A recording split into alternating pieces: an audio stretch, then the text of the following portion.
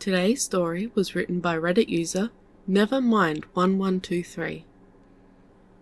The old man could hear the crunch of loose gravel underfoot with his every step. He could almost feel it, despite the heavy miner's boots over his feet. The soles were wearing a bit thin, no surprise, given the distance he'd put them through. Be a hell of a thing for them to give out here, of all places.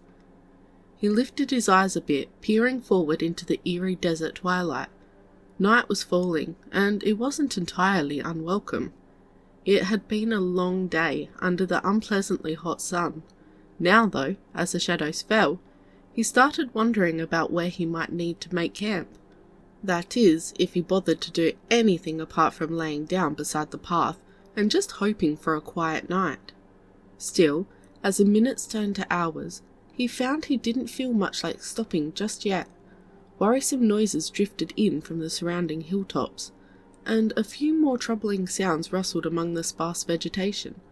This didn't feel like the sort of place a person should stop in, if they could help it. At least the path was still visible enough in the moonlight. Granted, the presence of 3 moons in the sky helped a bit with this. 2 were bright enough, though the third was a bit of a dull red, the sort of hue that didn't reflect much light. Honestly, the anemic ring system was giving off more light than that glowering ball of rust. Prettier to look at too, for that matter. There were probably ice crystals in this particular ring, thin though it was, just enough to add a bit of sparkle to the night sky. He didn't remember it looking that pretty on his way down. Then again, he'd been a bit busy with other things at the time. Life had a way of being distracting in the most inopportune ways. As he trudged on, he began to notice a strangely sweet scent on the air. It felt something like perfume, though there was a musky, almost sickly undertone. It reminded him a little of the half-pickled smell he'd seen in some of the shabbier funeral homes. That air of disease and rot just barely tidied over. A gaping wound bandaged just enough to be presentable in polite company. A little further on he saw the source of this strange fragrance. A number of twisted trees were visible, clustered around what seemed like the bend in a dry riverbed. Their contorted branches held large pale blossoms that positively reeked with the funerary aroma. Small shadows flitted gracefully among these blooms, chittering softly. Though they reminded him a little of bats, a couple of closer looks revealed them to be something quite different. He hurried on, hoping not to draw their attention. It wasn't that he hated arthropods. Not too terribly, anyway. Just when something with that many legs got up to the size of a man's fist, and sprouted wings, it was a bit much. There was also an unpleasant gleam about the eyes whenever the critters flew too close to him. Or maybe he was just imagining things. The ground ahead rose up in a shallow incline as the path climbed a low ridge. To the left, the ridge rose up into a butte that was little more than a silhouette against the starry sky. To the right, it faded into the largely empty plains. The breeze was a bit stronger up here, and a bit colder. He drew his long coat a little closer, and tried not to shiver. Cold didn't used to bother him like this. It was something of a relief when the path started to descend again. Of course the walking was easier, but at the top of the ridge he could see something more than just the empty desert. It seemed this particular road led to some sort of structure. By the look of it, it seemed to be a sort of irregular dome that might be big enough to hold 2 levels inside. More likely it had just one ground level, and maybe a bit of a loft space. Unless there was a hidden basement, but the place didn't look especially large or impressive. Still, he could see the welcome warmth of amber light seeping out from some of the windows. Even if it was just a homestead, he'd be glad to even sleep against the wall and under the eaves. As he came closer, he saw it wasn't just a simple dwelling. There was a sign out front, with a handful of languages scratched into what looked like weathered wood of some kind. A couple of the scripts were familiar enough for him to pick out the meaning. Unless the day's walk had left him addled, the place before him was called the Lost Cause. He grinned a little at that. Before continuing past the sign to the front door, there was a tentative knock as he tried the latch, and found it open. Inside was a fairly large room, roughly semicircular in outline. The arc of the outer wall held several tables, maybe half of them with windows. The flat inner wall held a simple bar, with a door leading back into what might be a kitchen. Another door was just to one side of the bar, leading into what were likely to be back rooms. The only occupant, aside from himself, was a young lady standing attentively behind the bar. She was rather pale and thin, bordering on unhealthy perhaps, though her smile was genuine enough. Her dark hair was tied back and half hidden under the white bandana. Behind this, it spilled out in unruly locks that seemed determined to overtake her shoulders. Her youthful look seemed out of place here. The room looked as though it had seen a lot of days. Every surface looked weathered, with several chaotic spiderwebs of old cracks settled into the material. Anything wooden looked as though it had been varnished quite a few times over the years, preserving old stains and some faded patches beneath an increasingly clouded covering. He cleared his throat as he came to a stop in the doorway. "Begging your pardon," he ventured, in one of the more common trade languages. "Is this establishment currently open for business?" "It is," she responded, looking up with a pleasant smile. Her eyes were surprisingly large and dark, with a warm, soulful quality about them. The smile seemed to make the room seem a little less shabby, and he couldn't help but smile just a little in turn. "What can I get you?" she asked with an inquisitive look. "Well, that depends," he answered with a glance over his shoulder as the door closed behind him. "I'm not exactly from these parts, and not at all sure what's good for currency here. For a start, if you're carrying something monetary, I can take a look and see if it's good here. Failing that, I'm open for a bit of barter.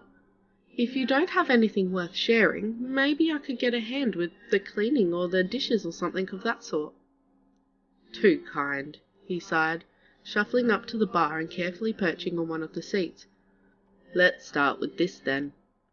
He dug into one of his pockets and felt his hand close round several small metal ingots. These clattered gently across the countertop a moment later, and the girl looked at them closely for a few long seconds. "These will probably do," she murmured, scooping a little more than half of the ingots into a pile. "The rest might as well go back in your pockets." He nodded agreeably, sweeping up the scattered remnants. "Bit odd seeing another human out this far." She laughed softly. "This is more or less the middle of nowhere. Been a while since I've seen a human pass through this place." "You get a lot of people through here?" She shook her head. "Just enough to stay in business, at least, with a bit of creative bookkeeping." "Sounds rough." "Not all that bad," she responded with a shrug. "So what can I get you?" "Depends on what that will buy, I guess," he responded with a momentary glance down to the little pile of money. "Out here, it's at least enough for a good meal and a room for the night, probably 2 or 3 times over, if I'm feeling generous." "Any chance you're feeling generous?" he asked with a faded smirk. "Depends on how this evening goes." "Fair enough. If I'm being honest, I think I'd like to start with just a plain glass of water. We can go from there, once I've washed some of the dust out of my throat." "As you like," she cheerily responded, plucking the smallest of the ingots from the tabletop and pocketing it. It was just a moment's work to procure a ceramic cup, of what was most likely water, and reasonably clean at that. Clean enough to see the little floral design at the bottom of the cup anyway. It tasted decent, and it was even pleasantly cold. He drained it all in just a few gulps, and let out a small sigh of relief as he set the cup back on the tabletop. "That was a very welcome start," he murmured. "Much obliged." This drew a small giggle from her as she retrieved the cup and filled it a second time. "Manners like that will get you at least 1 refill." "Thank you kindly," he responded with a small tip of his hat. "Would it be uncouth if I were to ask your name?" "Maybe a little," she answered as she worked. "But I don't mind especially. How about your name first? Had a few, he noted before taking a moment to think. I suppose Jim is as near to the truth as any. She nodded, setting the cup before him again. Call me Nell then, if you like. He raised the cup in something not far off from a salute. Cheers, Nell. With that, he took a sip of water. Would it be too forward if I were to ask just how a young lady like yourself ended up in a place like this? She flashed him a friendly smirk. Might be, but not so much if you told me what brought you to my door. He chuckled softly at that. Sad to say, I'm not exactly here by choice. Ship had a bit of a rough landing back a good little walk from here. Ended up gathering what I could out of the wreckage, and walked until I found a road. Followed the road until I saw this place. Well, I suppose you could say I'm not entirely here by choice myself. The owner's away at the moment, and I'm really just filling in for the time being. Until they get back? Until someone gets back, yeah. Hope they pay you well, at least. He glanced around the place. Hate to think of you here on your own, if any rougher clientele were to happen by. You wouldn't call yourself rough clientele then, Jim? She asked in a softly teasing sort of voice. Rough as a sandpaper, I'm afraid, but I'd like to think I know enough to be decent to young folks, especially if they're honest working types, which you appear to be. I'd like to think so. Any reason you had such a rough landing? He was silent for what felt like a long while. Hate to say it, he muttered, but better you know, I suppose. Truth is, I was shot down. The shooter in question might happen by. Her expression took on a distinct sense of worry. What sort of person might this shooter be? The sort with aim good enough to knock me out of the sky, for a start. If it comes to it, I'd be much obliged if you would just show me out the back way, should any other guests appear this evening.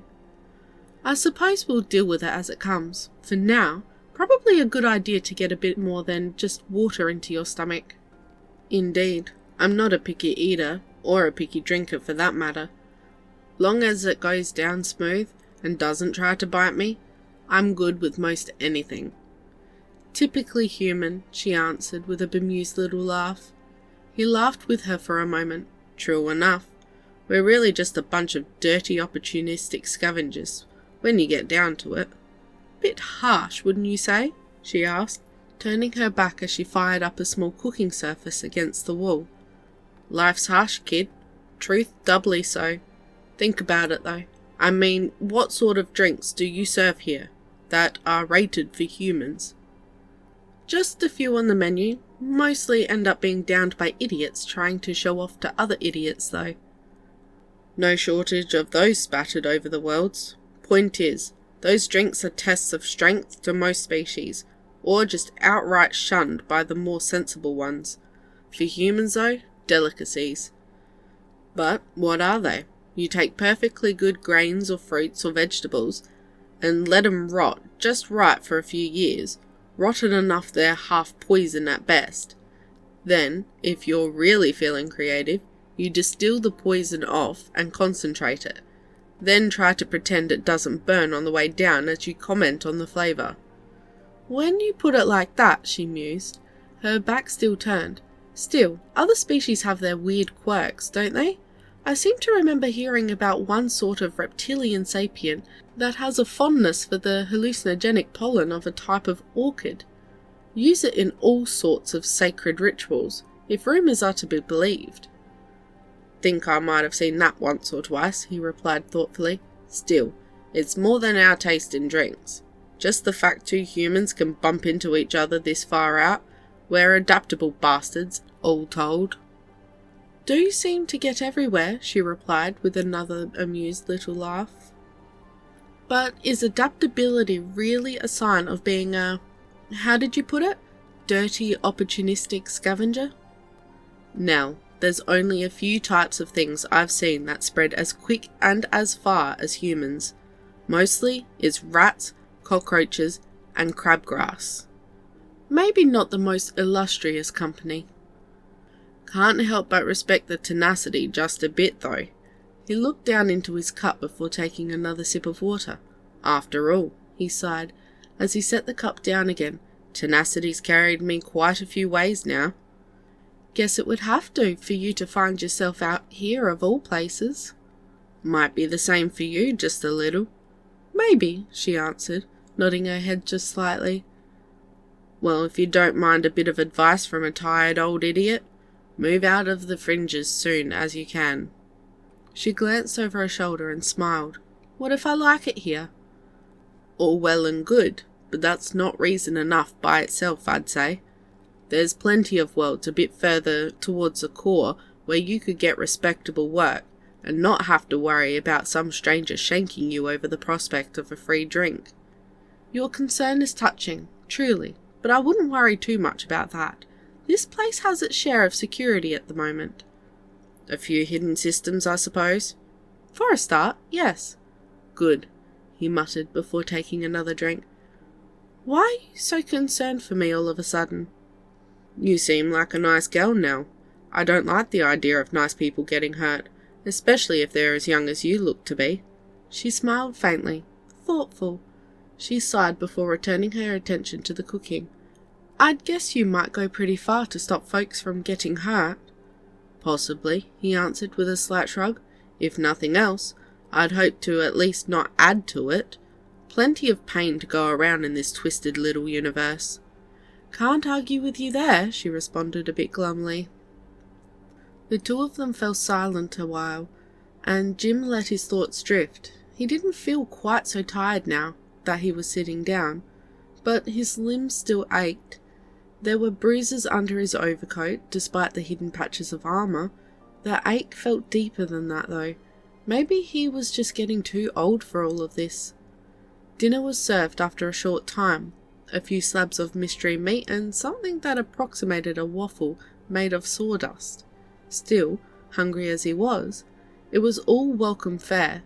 A few more ingots disappeared from the pile on the countertop as he ate in relative silence.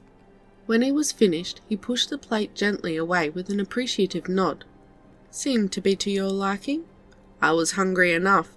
I might not be the most reliable food critic right now. Good or bad, though, it's appreciated now." "Good enough," she responded with a smile. "Now, anything to chase the meal with, or are you content to just sit and digest a while?" "Tell you what," he responded with a small grin, "if there's any drink in there that you'd be able to share with me while on duty, that'd probably be the best thing." "Why would that be?" she asked, leaning forward over the counter a bit. "Maybe it's sad drinking alone." She pondered briefly. "Well, I suppose there are certain measures folks typically employ while working jobs like this, anti-tox patches and the like, so I could probably drink nearly anything with you, though you won't get to see me slur my words or anything of that sort. So long as it's shared enjoyment, I don't mind if you stay sober. Probably better, in case of more company." "I'll see what I can scavenge then," she said with a faint smirk before opening a small cabinet set into the back wall. A couple of proper glasses were brought out, and a few bottles soon stood beside them. There was a brief frenzy of pouring and mixing, along with a few moments of scraping ice shavings from a block tucked away in a cold vault. After all this, each glass stood a little over half full with languid swirls of amber and crimson. "Not my best work," Nell sighed, "but it should be suitably pleasant." Jim gave an appreciative nod as he took one glass in his hand and lifted it to his nose. The scent was sweet, but not overly so, with strength enough beneath to make his eyes water just a bit. There was a floral quality that reminded him a little bit of ginger, and something else familiar. He watched as Nell took the other glass and raised it briefly towards him. His arm extended slowly, and both of them smiled as their glasses lightly tapped each other. Taking a sip, he found the taste largely matched the scent, though there was a fair amount of burning in his throat on the way down. He might have coughed a bit in his younger years. Now, though, it didn't do much apart from maybe clearing his sinuses out. He smiled at the cook turned bartender. "Dare I ask what's in this?" "The main ingredient is derived from a local type of plant, actually. Something like a night-blooming cactus, or roughly equivalent." Suddenly he recognized the fragrance. Big pale blossoms pollinated by things at night? She giggled softly. I'd guess maybe you saw a few on your way here? Walked pretty close by a patch, he answered with a slight shiver. Didn't much like the look of whatever those things were flying back and forth. They're harmless enough, she said reassuringly. Might even be a bit cute when you get used to them. Every so often one comes fluttering by the windows here. She gazed wistfully over the nearest of these windows, peering out into the dark beyond. Drawn to the light, no doubt. Her gaze grew just slightly more focused, among other things. This made Jim turn immediately. At first, all he could see through the rounded glass was empty blackness. Then he saw something moving out in the dark. Something large was walking up the path, with footsteps deliberate enough to appear quite menacing. I should go, he whispered as he started to stand up. Stay, Nell hissed softly, laying her hand on his. Her touch was surprisingly cold, and there was a hardness in her eyes that he hadn't noticed before. For a moment he thought he saw something in the depths of those dark eyes. It was enough to make him instinctively avert his gaze and look down at her hand. I don't want anyone else getting hurt on my account, he quietly protested. Don't you worry about that. Her hand patted his a couple of times before she withdrew it. You willing to trust me? He looked up at her again, then glanced back to the windows. Whatever was coming, it was too close now.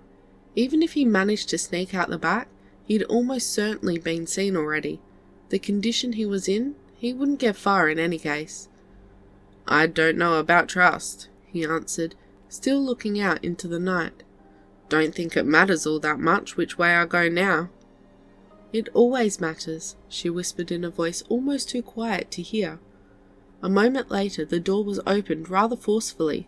A hulking shape stood in the doorway, with 3 beady little dark eyes glaring from a face that was little more than a coagulation of ridges in desperate search of a pattern. Would be a damn weird scathe, he muttered darkly to himself. What was that? Nell asked. He gestured back at her, lowering his hand in a tact request for silence. Then he turned slowly, being careful not to rise from his seat as he faced the newcomer. It stood there for a moment, silently taking his measure. 4 long arms were hanging, mostly relaxed at its sides, though the trio of taloned digits on each hand were flexing just slightly. There was the suggestion of a uniform somewhere among the armour plating that covered the creature, with a handful of sigils that likely indicated rank and other such measures of importance. No weapons were obviously visible, but that didn't matter much. This species didn't really have all that great a need for artificial weaponry. They were built like tanks, though tanks were at least charming. Harder to kill than cockroaches, and maybe half as pleasant to be around. The term weird scathe was a bit of a pejorative he'd heard applied to this species. Their proper name was the sort of word that they could pronounce well enough, but almost nobody else could. Alas, they tended to take umbrage to mispronunciations at times, often enough that most folks didn't want to take the gamble. Parts of the armour in the lower half of the head split apart, revealing a shapeless mouth lined with pointed teeth. The flesh was the colour of an old bruise, and it squelched unpleasantly as the creature began to form words. James Harker Armitage, the weird scathe said with surprisingly clean pronunciation. You are to come with me immediately. Resistance will be met with force, sufficient resistance with lethal force. Might I ask the charges at least? Jim replied coolly. The creature looked unbothered by this request. Trespassing upon the sanctum sanctorium of the Royal House of Eldnock, 3 counts. Injury to employed security forces, 15 counts. Theft of the jewel of Starless Night, 1 count. I intend to transport you back to the throne world for trial and subsequent execution. Jim was about to speak when he heard Nell's voice suddenly cut in. I invoke Hospitality Clause 17, Aleph Gimel. This structure is a registered sanctuary. The weird scathe looked at her narrowly. The clause is recognized on this world. The accused is permitted 1 night before extraction. It stepped into the room and closed the door carefully behind itself. I can wait. Lovely, Jim murmured, before taking another drink. You sure you want to get involved in this? He asked Nell. Her smile was surprisingly reassuring. Feel like making it up to me? What did you have in mind exactly? She grinned sharply. Tell you what. Why don't you tell me just what it is you did and why you did it? No lies though, if you please. It's not exactly a pleasant story. Nell shrugged. Feel free to gloss over the worst bits, if you'd rather not offend my delicate sensibilities. She looked over to the creature by the door. That going to be a problem for you? Under commonly accepted terms of your invocation, you may act as a confessor for the accused in an informal capacity. Splendid, she replied, with a quick clap of her hands. So, what happened? Jim looked at her for a time, then glanced back at the creature watching the exit. He turned to Nell again and peered into her eyes for what felt like quite a while. Eventually, with a small sigh, he lowered his gaze and began to speak. The throne world, our guest there is referring, might be known to you as the Holy Moon of Setanvar, though I am likely mispronouncing it a bit. Correct, the weird Skaith dryly observed. Nell nodded. I've heard of it. Seat of power for, what was it, the Arenseth Commonwealth? I suppose that's what they're calling themselves these days. Really more of an empire, in principle. Royal family and everything. So you broke in, swiped a jewel of some sort, beat up a guard or 2 on your way, either in or out, and ran off to find yourself here? That's about the shape of it. Do you happen to have the jewel still? He smiled weakly. That'd be quite the admission of guilt if I were to suddenly bring it out for show. Once more, the weird Skaith interjected. Guilt is already settled. Captured footage is more than adequate for conviction as it is. No doubt, Jim muttered with a backwards glance. Your employers happen to tell you just what the jewel is? That was not part of the contract. I'm sure it wasn't, he sighed, as he turned back to Nell. You asked me to trust you. I'd like to ask you to trust me for a bit now. What would I be trusting you with exactly? Just trust that I'm not completely insane when I tell you what I'm seriously thinking about telling you. Any chance I could still think of you as partially insane? Oh, that's fine, he answered a bit glibly. I'd have to be at least a bit insane to have tried this stunt. Pleading insanity will not diminish your sentence, said the weird Skaith. Didn't expect it to, he snapped in response, before taking a breath to try and calm himself. Madness is too common to count much as an exception to anything, I think. Nell cleared her throat softly. Still waiting on that explanation, incidentally. So you are. He turned to look over at the weird Skaith. Would you at least do me the kindness of not interrupting while I speak with my confessor here? I believe that is part of the rules for such things, is it not? Acceptable, the creature answered before falling silent. Lovely. He looked back to Nell, trying not to appear as tired as he felt. So the royal family turns out they're like a lot of politicians, only more so. How's that? She asked. Vile, he responded rather sternly, always quick with the convenient lies, cruel to their servants, flattering to their pretended equals. I said I'd spare the worst details, so I won't even try to tell you what they do with small children behind closed doors.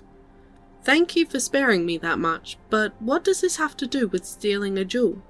He laughed softly. It's not a jewel. Then what is it? That'll take some roundabout explaining. Just remember your promise, okay? Only partially insane at most. You have my word. Right, he replied with a curt nod. To start with, I suppose you know of the Grim Reaper, or something along those lines at least? Death as personified by humans, yes? Some humans, at least. There are other traditions that suggest that every living thing is born with a sort of unseen twin, their own personal death, that follows them around until it catches up with them at the end of their lives. Seems somewhat inefficient, Nell observed curiously. Maybe, but the universe seems to be good at inefficiency sometimes. Anyway, I've talked with enough folks from different species to find lots of similar sorts of traditions, similar myths, legends, whatever you want to call them. Quite the field of study.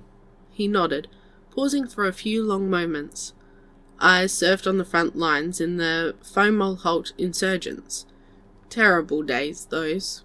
All the brutality of 20th century trench warfare, without any of the charm. Saw things that still bother me sometimes, in the small hours of the night. He closed his eyes, almost of their own accord, things that might send a man screaming awake in a cold sweat. There was the faint tap of something on the countertop before him. When he opened his eyes, he saw a glass of something that looked almost like water, but smelled strongly antiseptic. Even a small sip burned quite strongly on the way down, but it settled into him with a calming sort of warmth. He gave Nell a quick grateful nod before continuing. Anyway, seeing death like that for so many days, I started developing an unhealthy interest in the subject, you might say. When the war was over, and I was among the relatively few survivors, I went back and tried to act like things were normal. Even went to one of the universities, studied folklore. You can guess my specialization. I believe so, Nell observed quietly. He cracked a weak smile. Heard my dissertation is on the favoured reading list for a number of thanatology circles, and more than a few abnormal psychology professors. She looked at him with a soft smile of her own. Do you mean to say professors that study abnormal psychology, or psychology professors who are themselves abnormal? Yes, he answered with the ghost of a smile. Anyway, my studies eventually led me to look into the aforementioned royal family. Thing is, they live abnormally long lives compared to their subjects. Not uncommon for some aristocracies, I should think, Nell observed. Maybe not, but when the heirs go all but unseen until adulthood, and only appear in public life when their predecessors have recently died, it gets some people asking questions. That's where the jewel comes in. How so? Jim took a deep breath and continued in a quiet voice with lowered eyes. Just suppose for a moment now, there's a creature, or more likely lots of creatures, that embody death, a bunch of Grim Reapers, for lack of a better term, moving about unseen across the universe. What, unseen monsters killing people? He shook his head. Unseen beings escorting souls away, when it's time for their bodies to die. I couldn't tell you why things should work this way, but with so many legends about that sort of thing. Okay, let's suppose you're right. Where does the jewel come in? He looked up and saw curiosity in her eyes, but no doubts as yet. This was surprising and reassuring. Another breath, and he reached for her hand. Her skin still felt cold, but he didn't mind. He was sure at this point his own hand was even colder. I believe this jewel is a trap for these beings, or rather a part of one, to be specific. The crown it was set in was the actual trap, held in prominent display in the royal palace, a place, I will note, that none of the royal family are ever known to leave. If ever they do, records indicate they always travel together, and they always carried that crown with them.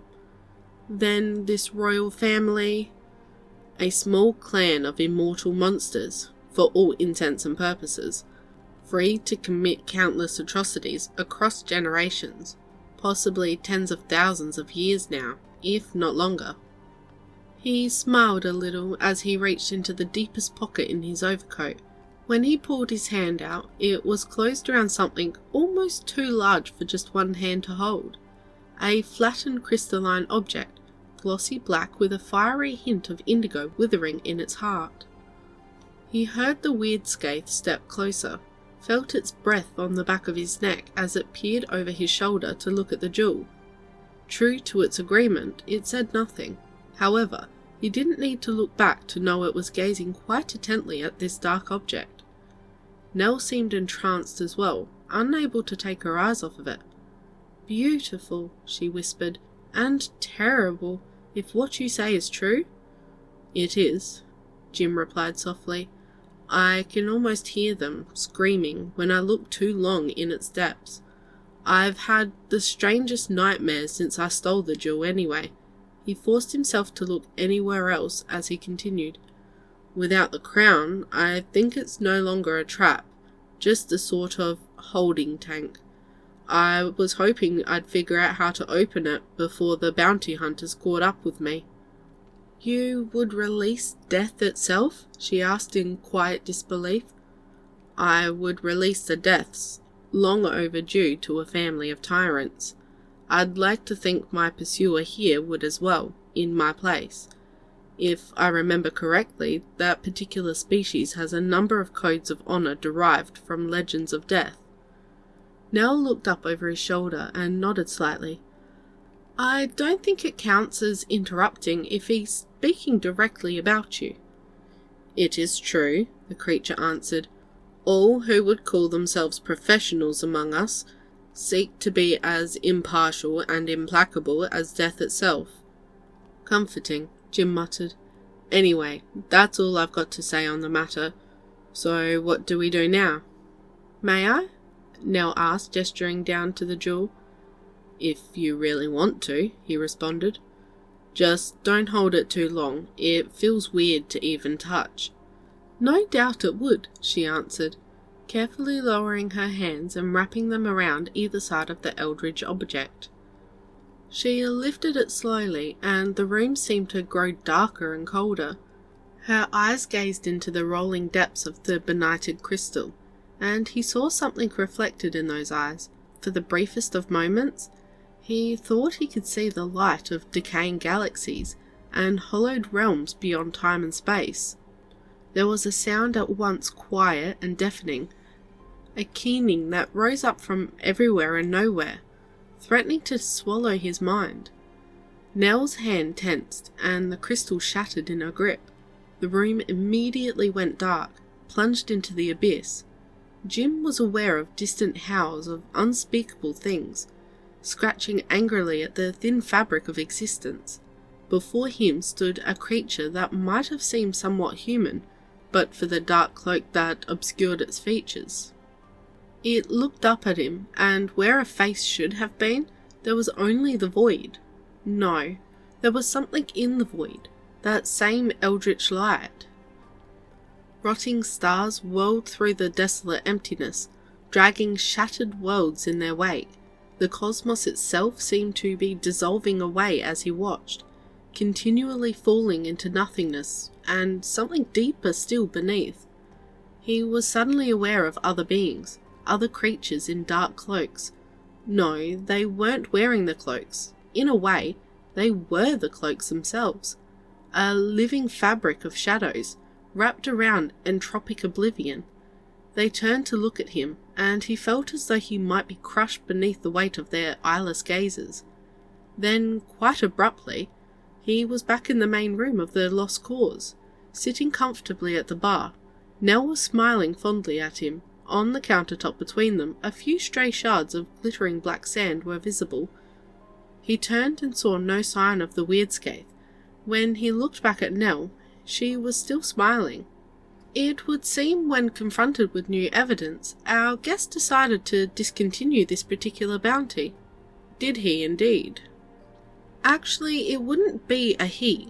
The species is hermaphroditic, though I don't suppose they tell outsiders that bit of trivia, she giggled softly. So, who are you actually? I gave you one of my names already, though I suppose you might have misheard.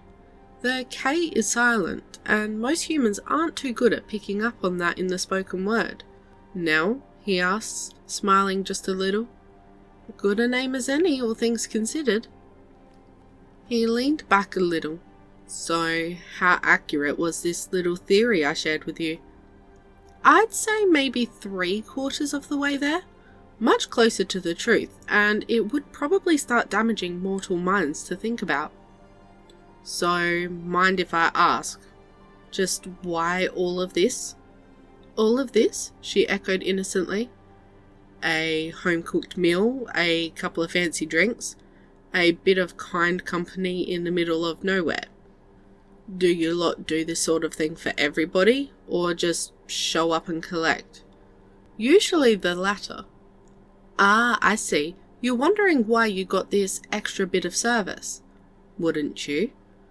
I suppose I might, in your place. The easiest answer would probably be best expressed in 2 parts. Jim folded his arms, trying not to think too hard about the current situation. Please, by all means, continue. First off, that duel, the trap, whatever you'd like to call it, you took some serious risks to try and free several of my kind. That deserves more than a little bit of kindness and extra effort. That, and it was a good way to get the thing in my reach without too much trouble. I was able to break it correctly that way. And if it had been broken incorrectly? Her brow furrowed slightly as she glanced down at the black sand grains. Remember what I said about damaging mortal minds? That would be best case scenario. I'm guessing you didn't try smashing it, because you might have been worried something like that could happen? Part of why I wanted to get someplace far from everywhere else. I had thought about trying something while out in space, but if I ended up generating some sort of dangerous anomaly, it might have caught someone unawares later. So you looked for an empty world to land on, then got shot down and ended up on the run. I would say it's lucky I happened to come here, but I'm guessing luck didn't have much to do with it. Nell shook her head, smiling at him with surprising warmth. Would you care to hear the other reason now? Of course. Does this face look at all familiar to you by any chance? He thought for what felt like quite a long time, before a few especially unpleasant memories began to bubble up from forgotten depths of his mind. During the war, there was a young girl, lost her way, ended up wandering to the edges of one of the trench encampments. He fell silent, unwilling and perhaps unable to say more. As it happens, said Nell, I was the one to collect her when her time came. She mentioned how hard you tried to keep her safe. I watched as you wept and held the body. She seemed quite touched for whatever it might be worth, enough so that she asked, or rather begged, for me to do her one small favour. What might that be? That when your time came, I should be the one to collect you, and tell you she didn't blame you for what happened. Well, I suppose now you've told me. Does that mean it's my time? Again she smiled, and lightly took his hand. Her touch felt quite warm now, and he noticed his hand didn't look quite so aged as it had. No trace of old scar tissue, no bluish veins bulging out, no tanned splotches or blemishes. He turned and saw something he hadn't noticed before, a tired old man laying quite still on the floor, looking as though he had fallen from his seat. He turned to Nell again and smiled faintly. What happens next? He asked with only a slight trepidation. I carry you to the next place, if you're ready to be on your way. He couldn't help but laugh. I don't suppose anybody might be waiting there for me, wherever there is?